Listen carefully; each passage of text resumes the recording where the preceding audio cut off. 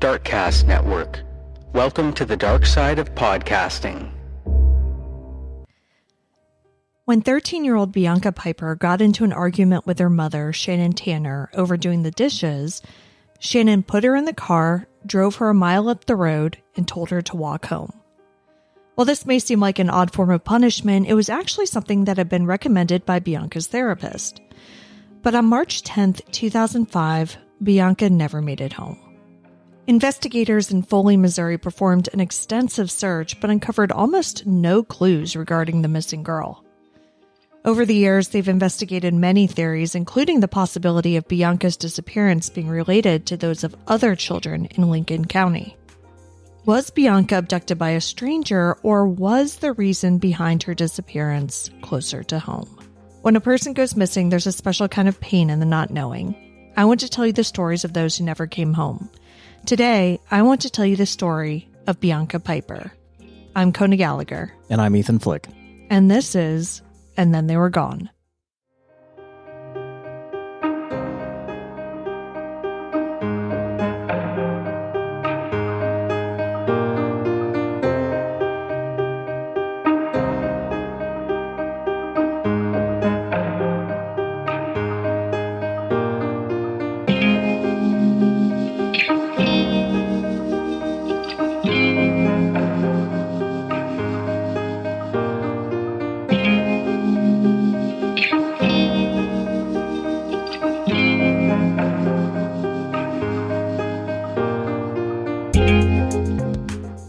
Welcome back, everyone. Welcome back. Thank you for joining us once again. I'm Kona. And I'm Ethan. And we're the husband and wife team behind this podcast. Each week, I tell you the story of an unsolved missing persons case. Ethan doesn't know anything about the case going into the episode, and he's here to provide his reactions and questions in real time, hopefully asking some of the same ones you have at home. So this is kind of an odd case that I came across randomly online one day. And after researching it, it really makes me think about coincidences in cases like these. Okay. Do certain family dynamics lead to victimization, or are different events that happen within a family all connected? Let's get into the story of Bianca Piper. Bianca Noelle Piper was born on December 26, 1991 in Missouri to Shannon Tanner and David Piper. Bianca is the youngest of three girls, and she was still a baby when her parents divorced in 1993. After the divorce, David moved about 2 hours away to Fredericktown, Missouri, to take a job as a truck driver, while Bianca and her older sisters, Tiffany and Amber, remained with their mother in Foley, Missouri. Bianca faced mental health struggles from a young age and began attending therapy when she was only 4 years old. Bianca was eventually diagnosed with ADHD and severe bipolar disorder. Her conditions caused her to have mood swings, anxiety attacks, and issues with anger and self-control. Bianca was also intellectually disabled, and at the time of her disappearance when she was 13, she was said to have the mental capacity of a second grader. Bianca attended Winfield Middle School, where her teacher says she was artistic. She liked the color purple and horses and Barbies and just things that any little girl likes. Bianca missed a good amount of school, however. Now, this has been attributed to her psychiatric illnesses, but I've never seen any specific reasoning for it. Yeah, I mean, I'm trying to think of like a reason specifically. I mean, unless it was like therapy related. Yeah, like why she would miss a lot of school. Yeah. Because they've never mentioned that she was like hospitalized or, anything like that. So I'm not really sure what was going on there. In October 2004, the household dynamic changed when Shannon's boyfriend, Jim Felt, moved in. I don't know much about Jim's relationship with Shannon's daughter, so I'm not sure if this was a positive or negative change for Bianca. Though I will say that future events point more toward the possibility of this being negative, but we'll get into that later. Now, it sounds like at this point, Amber, Bianca's oldest sister, was no longer in the house, as later newspaper articles would only mention one sister living with Bianca. Is she like an adult now, 18? Yeah. Okay. So basically aged out of the house, for lack of a better way to describe it. Yeah, but there might be more to that as well. Okay. According to Bianca's other sister, Tiffany, March 10th, 2005 seemed like a pretty normal evening. The family had dinner and the girls started their chores. But on this night, Bianca decided that she didn't want to do her chores. Shannon wanted her to wash the dishes, but Bianca apparently refused. They got into an argument, which led to Bianca having a full meltdown. This is when Shannon decided to use a new technique that Bianca's therapist had recommended. Yeah, I'm really like anxious to get into this. As soon as you said it in the opening, I was like, what the actual F? Like, really? That's a technique that a therapist would recommend? Like, drive this 13-year-old girl a mile up the road and tell her to walk home? Yeah. Yeah, according to Shannon, Bianca's therapist suggested that when they find themselves in a situation like this, that they should remove Bianca from it. So Shannon was supposed to do this by driving Bianca to another location and letting her walk home by herself. This was supposed to give Bianca the space and time she needed to cool down. Okay, so the theory I'm all for. Right, like it makes sense. Like removing yourself from the situation, makes total having sense. Time to cool down. Yeah. Like, yes, that's very normal. Where the practicality of this is where I have the issue. So you have a 13-year-old girl who has ADHD, bipolar disorder, and has the mental capacity of essentially a 7-year-old. Yeah. And you're going to drive her a mile up the road and tell her to walk home by herself. Yeah. I mean, do you not see the problems with that? You know what I mean? Well, yeah. I mean, it did confuse a lot of people for sure. So this is like new advice that they had gotten, and they had only tried it once. But when they had tried it, which I think was the night before, like the Wednesday, this is a Thursday that this happened, it totally worked. So when they first tried it, she drove Bianca like a half a mile away and had her walk home. And Bianca did, and she was in a better mood when she returned. And she was like, oh, that was easy. Like, I can walk a half mile, no problem. And so Shannon said that Bianca requested to be dropped off further away next time. I mean, okay. I'm not questioning the fact that her mom did it. Her mom did it on the advice of a therapist. I'm questioning, again, the practicality of the therapist telling her mom, drive this girl away from the house. Yeah. And let her walk home alone. Yeah, I don't know. I don't care what time of day it was. Right. You know, like, okay, she's a 13-year-old. Well, I mean, that's not even like, you know, even a 13-year-old. I mean, I guess. I mean, you can kind of see it, right? Yeah. Because like 13-year-olds, they'll like go to home from the bus stop. Yeah, they'll walk home from school. They'll go to 7-Eleven, you know, get a snack. Like, but with the mental capacity of a 7-year-old is and her other known issues, like that's where I have the problem with the taking her, removing her, or taking her away any distance and having her walk home by herself again, by herself. Yeah. Yeah, I mean, I don't know what the other practical solution would have been, like, because the advice is good. I think that's sound, like removing her from a volatile situation or a situation that's getting her spun up. But it may not have been something as simple as like sending her to a different room. Yeah, I mean, the house, from what I understand, was small, so maybe, you know, they're just kind of on top of each other, and there just like wasn't a good way to do that within the home. Yeah. I don't know that. I don't know. I mean, you know, I'm not a therapist, but it just seems, and maybe this is a knee-jerk reaction because she ended up going missing. Well, exactly, right? I mean, we are looking at it with that knowledge that nobody had at the time. Right. So, on March 10th, when Bianca had this after-dinner meltdown, Shannon decided to try it again because it had already worked once. You know, it seemed to diffuse the situation. So she put Bianca in the car and drove her about a mile up on McIntosh Road, which is the road on which they lived. This area of Foley is pretty rural and surrounded by trees. So if you Google Earth this area, around their house. There's Macintosh Road, and then it's just trees on either side of the road and houses every so often. Okay. And that's pretty much it. So she drove her up about a mile. Again, on this, it's not like she made a lot of turns and, you know, took her to some confusing place. She dropped Bianca off on a bridge over a creek, gave her a flashlight, and said she'd see her at home. So this was around 6:15 p.m., so it was going to be getting dark soon. Bianca should have made the walk back in about 20 minutes, but when 20 minutes passed, there was no sign of her. 30 minutes passed, then 45. Nothing. When she had been gone for about an hour, Shannon and Jim got into the car and drove back up to where Shannon had dropped Bianca off. But they didn't see her anywhere on the route. And again, they just went up the one road. So, you know, if she was still on her way home, just walking real slow, you know, they would have passed her. Right. They searched the entire area for a while, but didn't find any trace of the 13-year-old.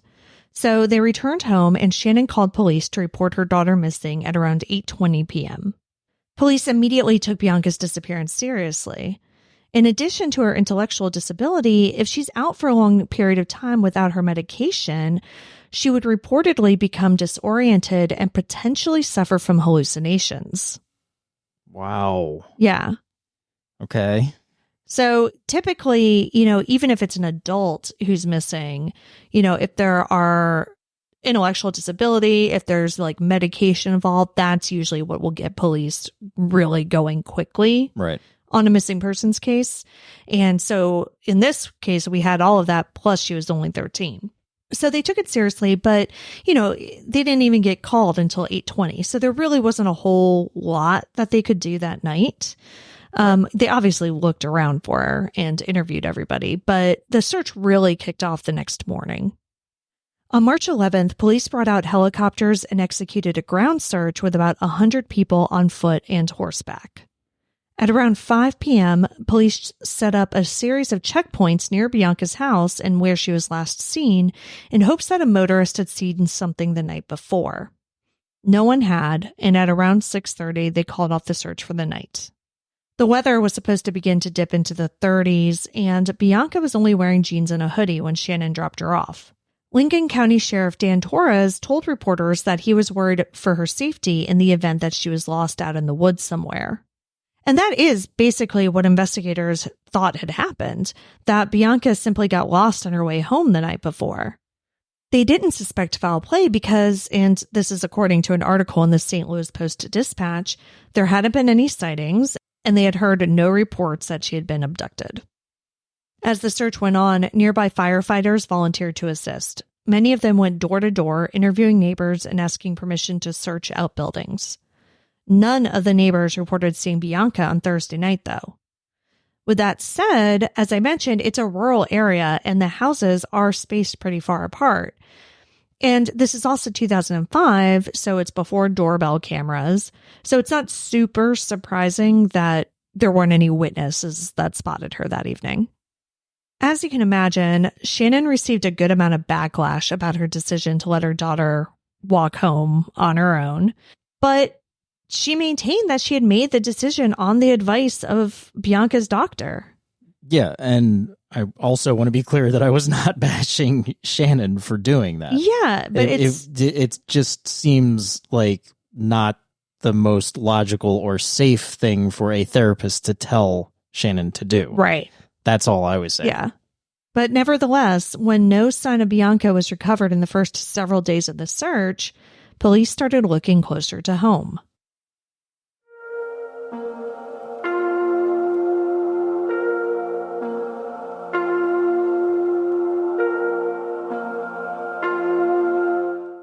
The complete lack of clues meant that police started looking away from the theory that Bianca had simply gotten lost. That's when they started to take a harder look at Shannon and Jim. They had both of them take a polygraph test, which they apparently passed. They also interviewed Bianca's father, David Piper, but like I said, he lived 2 hours away and was determined not to have been anywhere near Foley when Bianca disappeared. What I find interesting is that police officially cleared all three of the adults early on. typically in a disappearance like this, the line you usually hear is that no one is cleared until the person is found. When people are cleared this quickly, it's usually because there's strong evidence of a stranger abduction. So take the Morgan Dick case, for instance. Witnesses saw her getting pulled into a random red truck. Right. So her mother was cleared pretty quickly. Yeah, or the other way of clearing them is that one of them having a strong alibi. Right. Like her father, living several hours away. Yeah, not being anywhere near the area. Probably on a truck route. You said he was a truck driver, so he probably was potentially even further away. Exactly. Just 2 hours. So yeah, so that makes sense. That's a strong alibi. Like, I get why they cleared him, right? Within the first week. But to clear Jim and Shannon was surprising to me. In a March 15th, 2005 article in the Springfield News Leader, Lincoln County Sheriff's Lieutenant Rick Carroll told reporters that nothing they had uncovered in the investigation up to that point indicated an abduction or foul play of any kind. He also said that nothing could be ruled out, however, including that Bianca had simply run away. Shannon didn't seem to believe that her daughter decided to leave, but did tell reporters that she was concerned that Bianca could have either gotten into a car willingly or had been forced in. Either way, she said that she felt her daughter was, quote, not near us, end quote.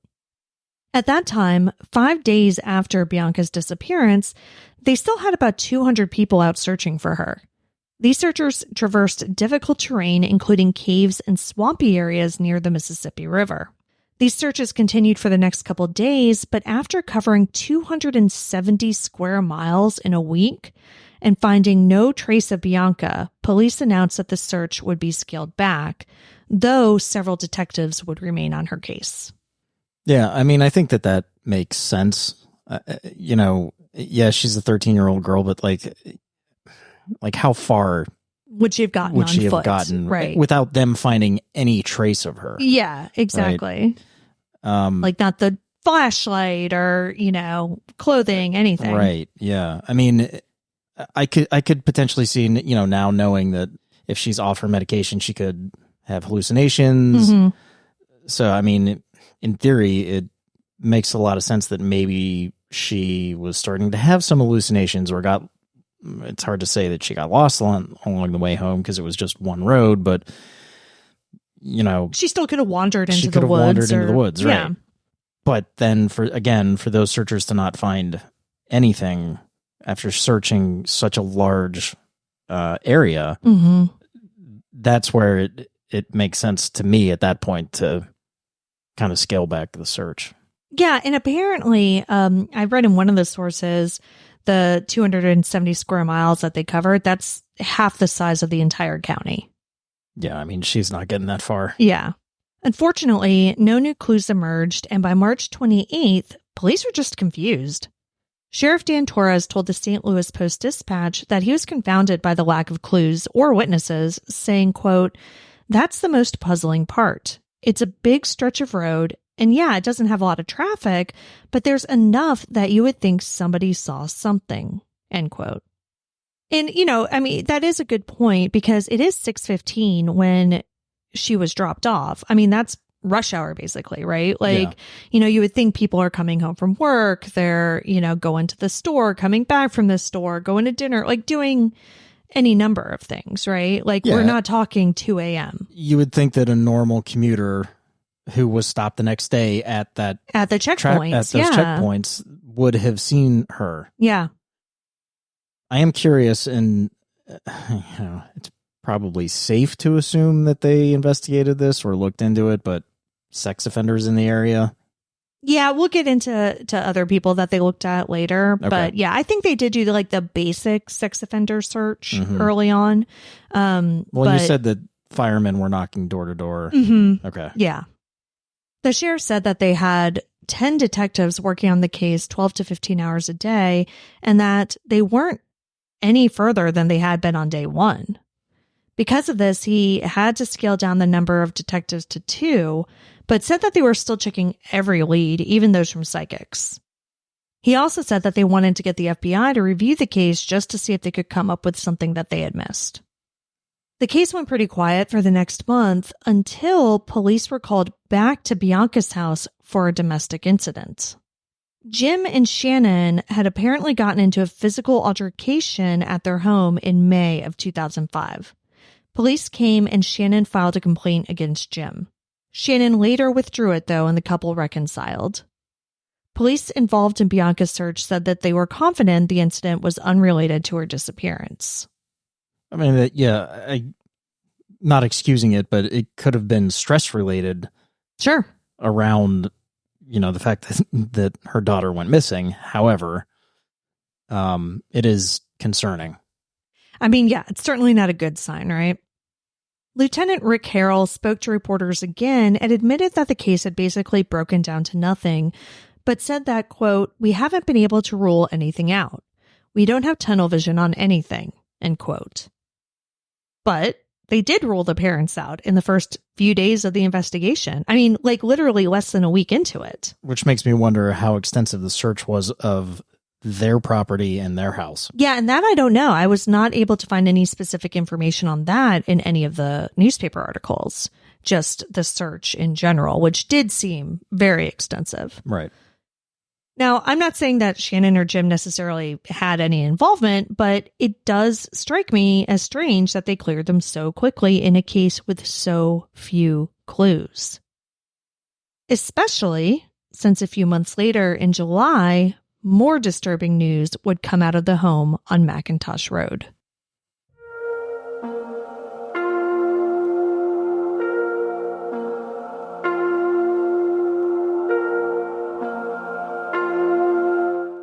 At the beginning of July 2005, police were called to the home once again for a domestic disturbance. This one wasn't between Shannon and Jim, however. It was between Shannon and her older daughter, Tiffany. Okay. When police arrived, Shannon was actually on top of Tiffany, holding her face to the ground. When officers intervened, Tiffany claimed that her mother had punched her in the face and hit her in the head with a curling iron. And officers did observe that Tiffany had a large bump on her forehead. Tiffany also claimed that Shannon had threatened to tie her up and lock her in her bedroom. Shannon claimed that the altercation had started because Tiffany had stopped taking her medication for bipolar disorder and schizophrenia, and she had thrown a glass dish at Shannon. She said that she was simply trying to restrain her daughter to keep her from harming herself or anyone else. So that you could kind of see, right? Because when deputies came in, Shannon was on top of Tiffany and so you can see okay, yeah, she was trying to restrain her, keep her from hurting anyone.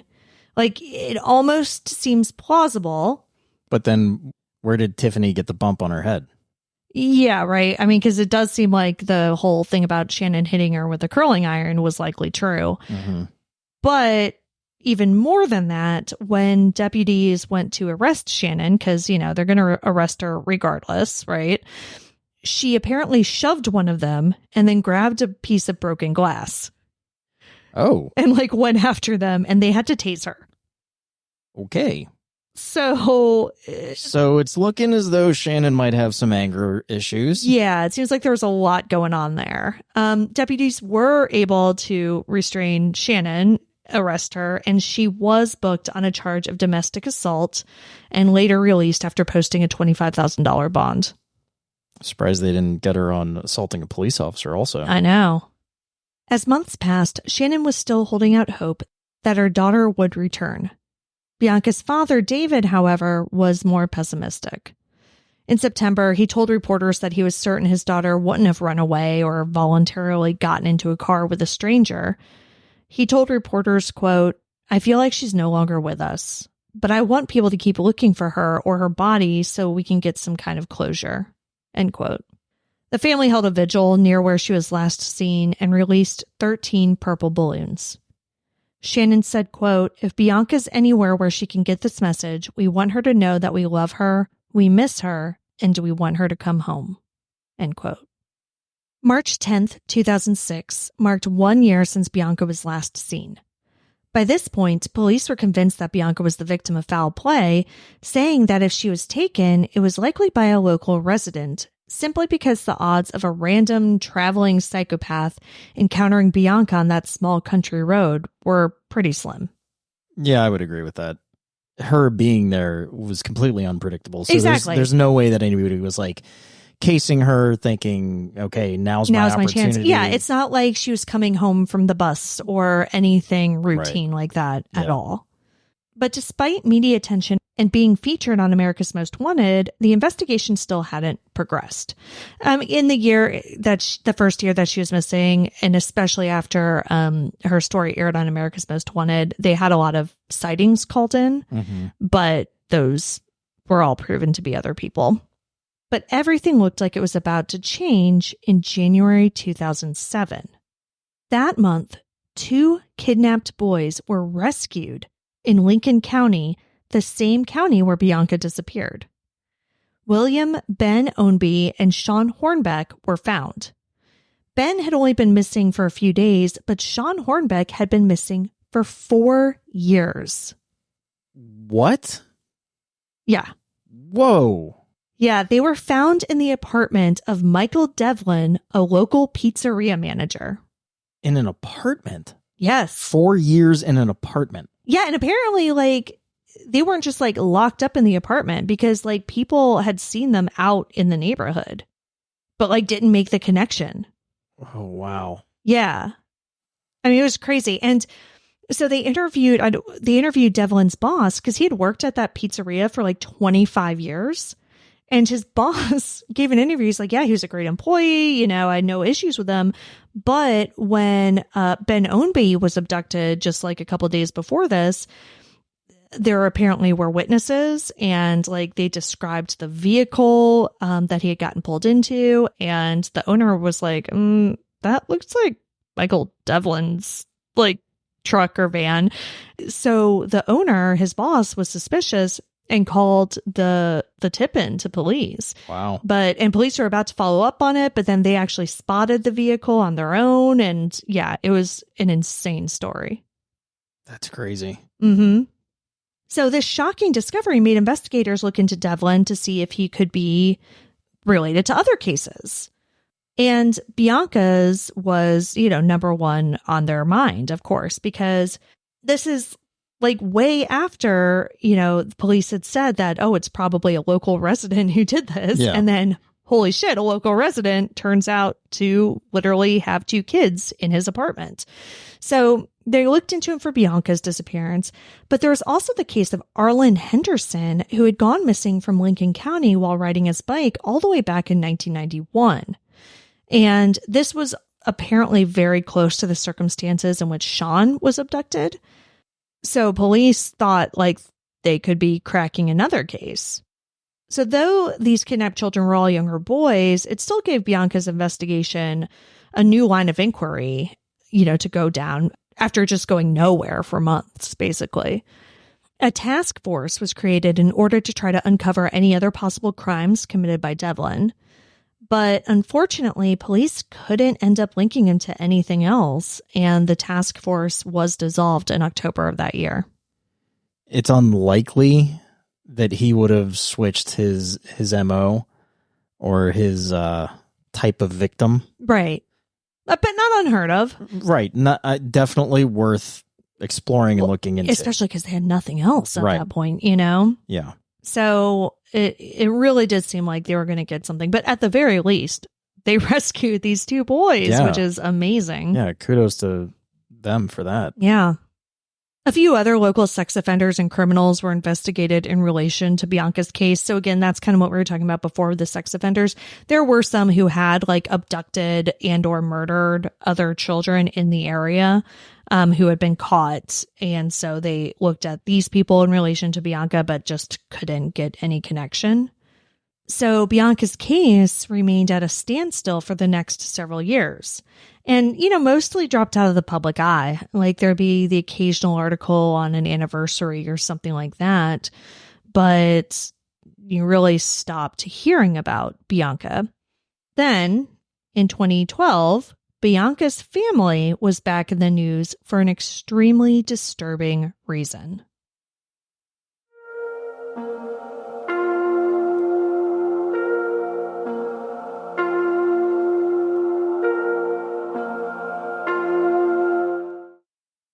In 2012, Bianca's older sister, Tiffany Piper, the one who had the altercation with her mother, was arrested for sex trafficking. Whoa. Tiffany, who was around 22 at the time of her arrest, admitted to selling 2 high school girls for sex. Oh my God. She said that she recruited these girls and placed online ads inviting men to have sex with them at a local extended stay hotel. Holy shit. Tiffany pleaded guilty to the charges and was sentenced to 8 years in prison. But here's why I think this is really important.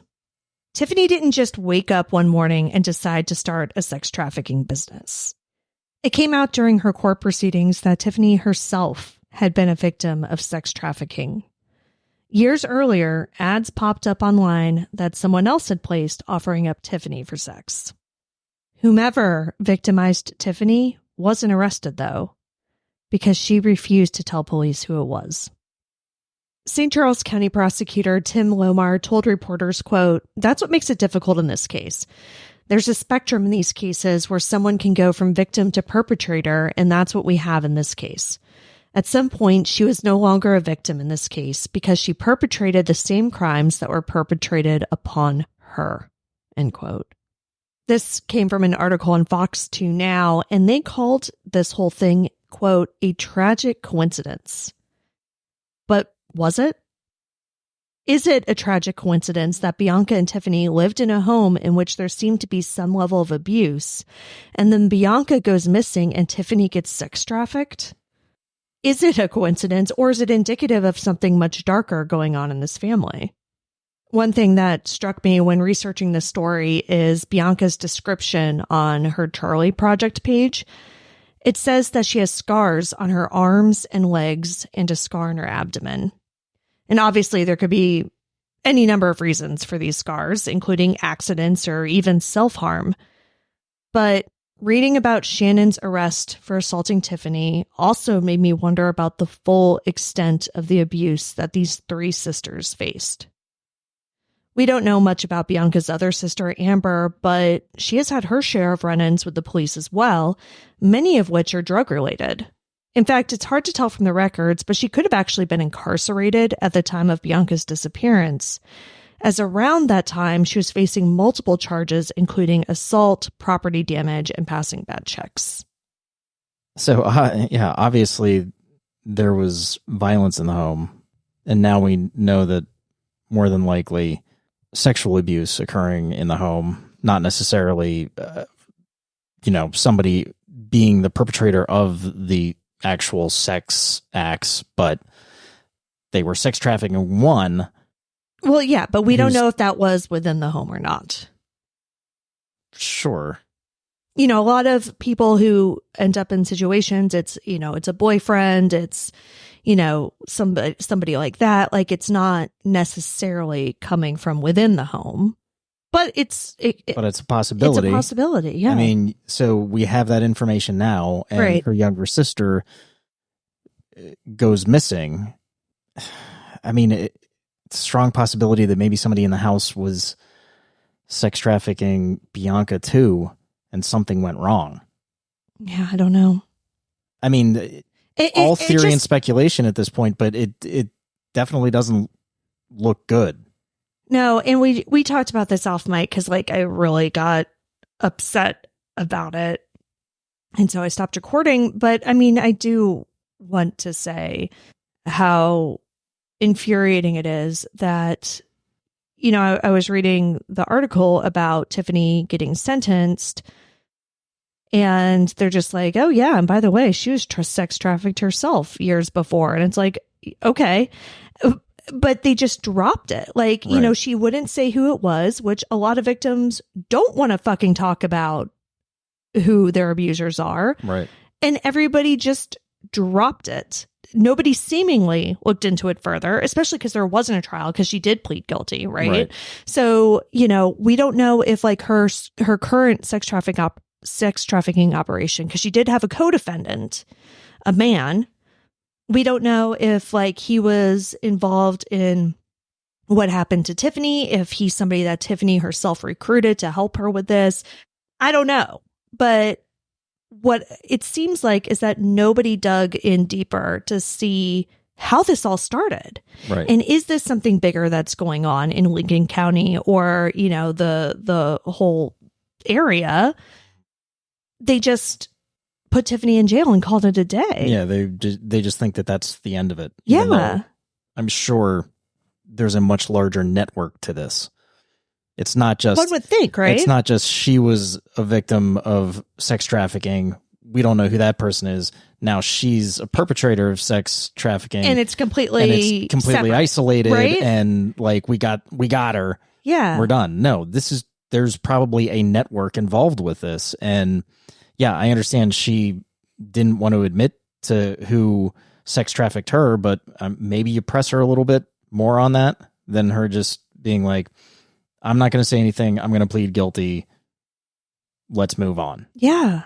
But that seems to be what happened. And so, it could truly, and that's what I was talking about in the intro, right? When I was talking about like coincidences, like it truly could be unrelated to anything that happened with Bianca. No, I think it's connected. I really do. I don't, and I'm not saying it was somebody in the house, but maybe Tiffany and Bianca were both involved with whoever it was. Yeah. I don't know. And it just infuriates me that like, it doesn't seem, and I could be wrong because obviously, look, I'm looking at news articles, whatever. I don't have the inside investigative information. All I know is what they've decided to make public. But I didn't get any indication that the sheriff's department went down this route in relation to Bianca to see if this could have been in any way connected to Bianca's disappearance. And I think, a lot of that is because it happened 7 years later. Yeah. She was sentenced, 9 years later, but like, I don't know, to me, that doesn't mean that they're not related. But just because a family has separate legal issues doesn't necessarily mean that they made a 13-year-old disappear. For her part, Shannon has been active in the 19 years since her youngest daughter's disappearance, working to keep media attention on her daughter's case. She eventually moved to St. Charles, Missouri, and still decorates her home with photos and mementos of her lost daughter. One suspicion that people have is whether or not Shannon's initial story is true. Did this argument over the dishes even happen? And did she actually drop Bianca off near that bridge on March 10th, 2005? Unlike other cases that we've covered in which a parent or guardian reports a child missing and then it's found that no one had actually seen the child in the days, weeks, or even months leading up to the report, that's not the case with Bianca. Her father, David Piper, said that he had spoken to his daughter on the phone that very day. And, we also don't have any reports of her missing school in the days leading up to this, right? Like we do have reports of her missing school frequently, but nothing that says, oh yeah, also she wasn't in school Monday, Tuesday, Wednesday, nothing like that, yeah. Right? So it appears that whatever happened to Bianca did in fact happen on March 10th. In 2018, Tiffany had been released from prison after serving a small portion of her 8-year sentence. She had also become a mother of her own. She spoke with NBC5 reporter Rachel Menitoff on the 13th anniversary of Bianca's disappearance. In this interview, she talked about the things Bianca has missed, like getting her driver's license or going to prom. But she also said something that seemingly corroborated her mother's story about what happened that night. She said, quote, "The last thing that I said to her was, 'Thanks a lot, I'm going to have to finish up your chores now.'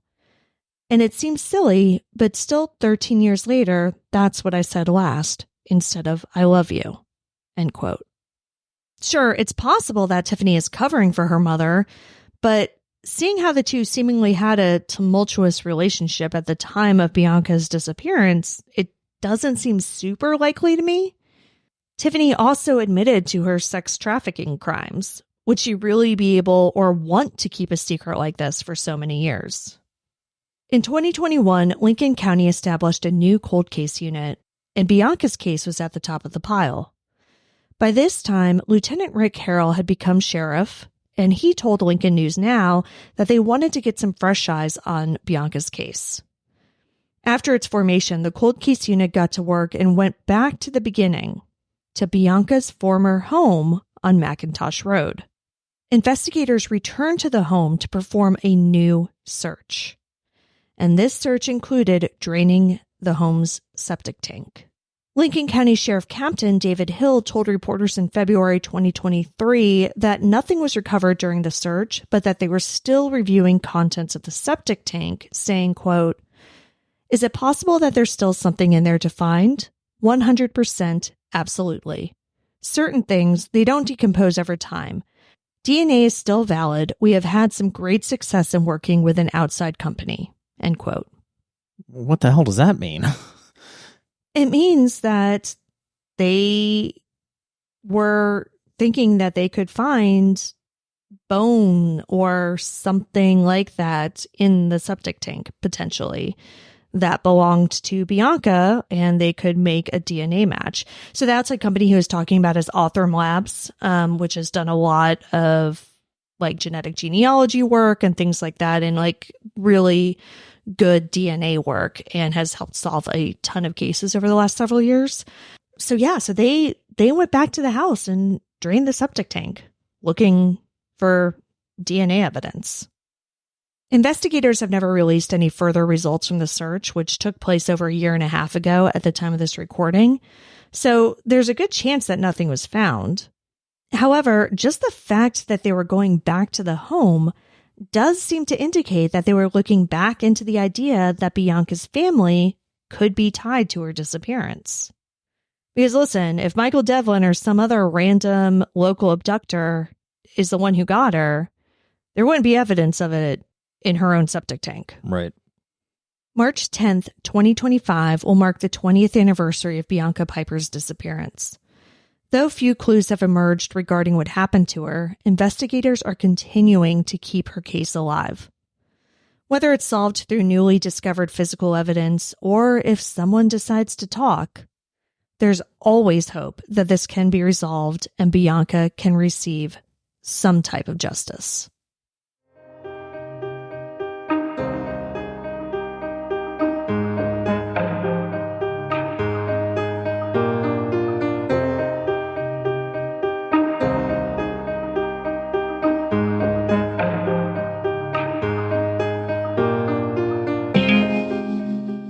Bianca Piper has been missing from Foley, Missouri since March 10th, 2005.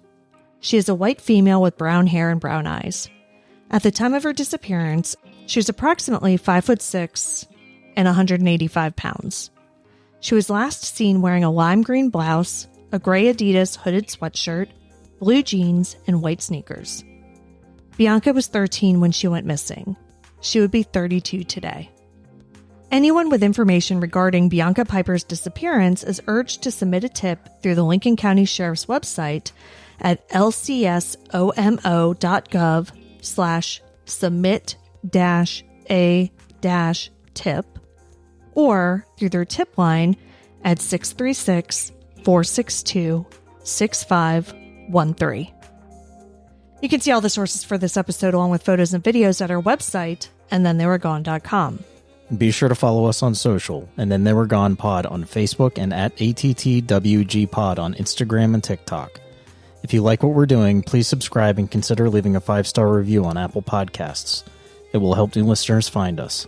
And the more people that listen, the more chances we have of bringing someone home.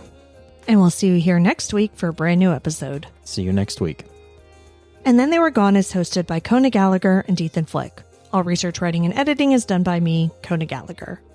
Theme music is The Stork by Ketsa. Additional music is provided by Kai Engel. And Then They Were Gone is a Little Monster production.